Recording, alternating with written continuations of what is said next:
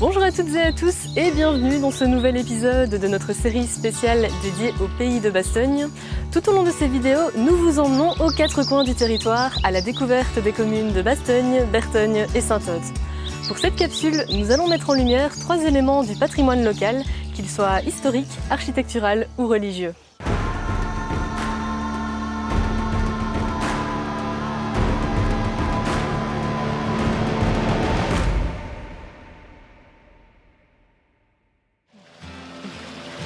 Le patrimoine culturel d'une région, c'est une véritable trace du passé, une marque de l'histoire.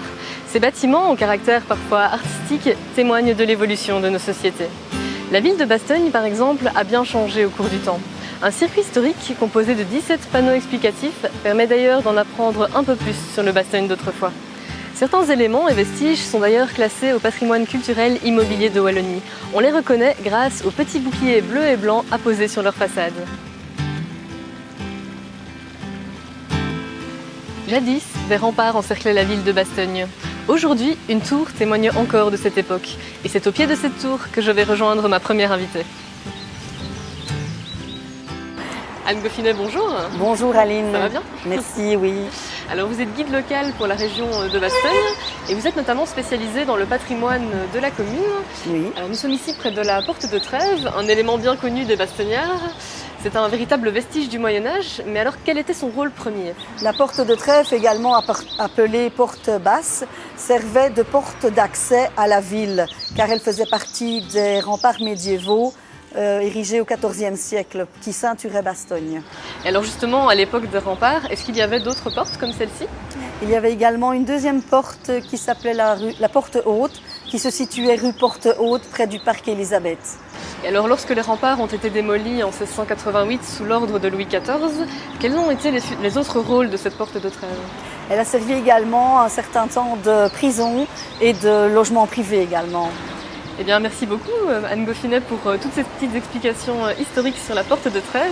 De rien, merci à vous. Et alors, je rappelle que l'on peut retrouver toutes les informations concernant les visites guidées sur le site www.bastogne-tourisme.be.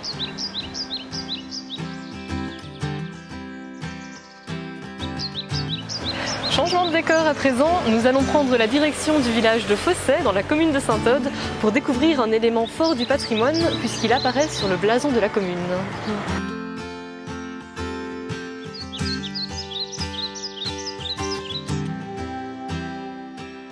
Monsieur Failly, bonjour. Bonjour. Vous allez bien? Très bien, merci.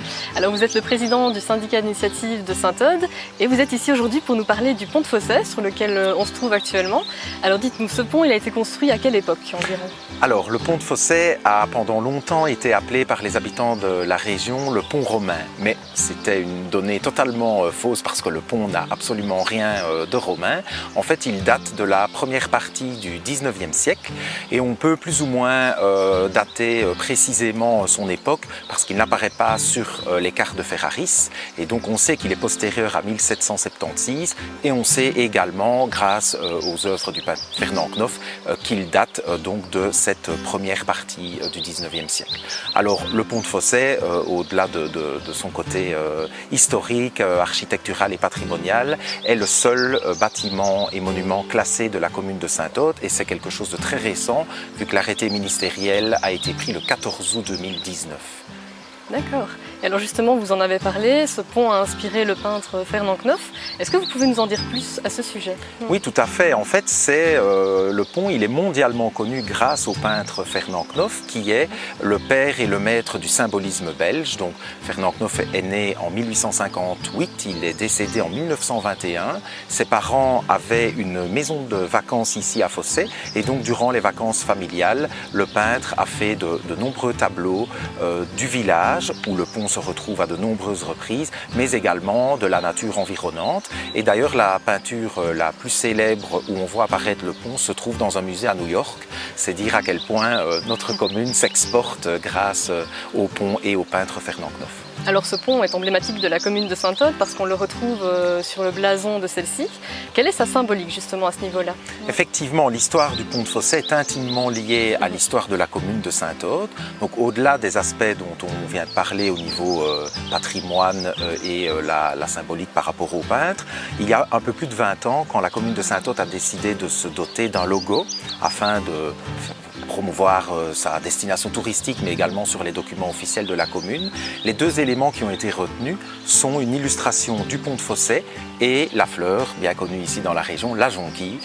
Et donc ces deux éléments-là ont contribué, bien entendu, à lier l'histoire de la commune au pont de Fossé. Et alors, de manière plus récente, il y a quelques années, la commune de Saint-Aude a décidé, c'était une des seules communes de Belgique à ne pas avoir d'armoirie officielle, de sceau, de blason.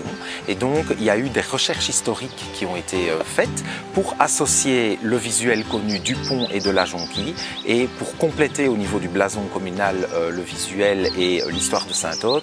Ce sont les armoiries de la famille Piret qui a été une famille influente au niveau de l'Ourthe, au niveau sidérurgique entre le XVIe et le XVIIIe siècle qui ont été retenues et donc maintenant sur le blason officiel de la commune on retrouve les 4 éléments, le pont de Fossé, la jonquille, une fleur et un arbre représentant donc les armoiries de la famille Piret.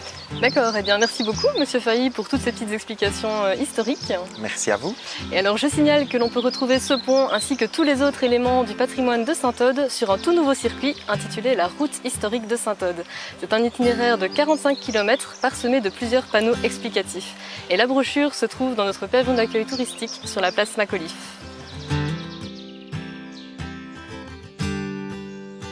Je vous emmène à présent du côté de Flamizoul, dans la commune de Bertogne, pour y découvrir une chapelle au riche passé historique.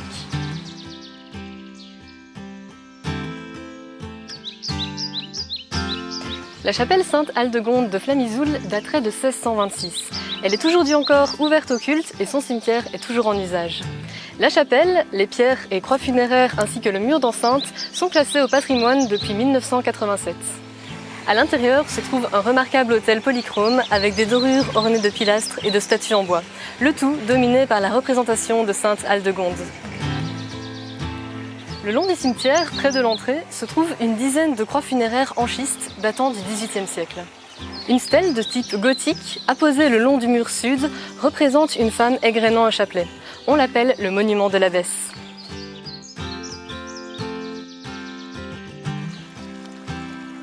C'est ici, dans le petit village de Bêtomont, à proximité de sa célèbre pierre druidique, que se termine ce 3e épisode. Si vous souhaitez obtenir plus d'informations sur tout le patrimoine historique, architectural ou religieux du pays de Bastogne, n'hésitez pas à consulter notre page Facebook ou notre site internet www.paysdebastogne.be.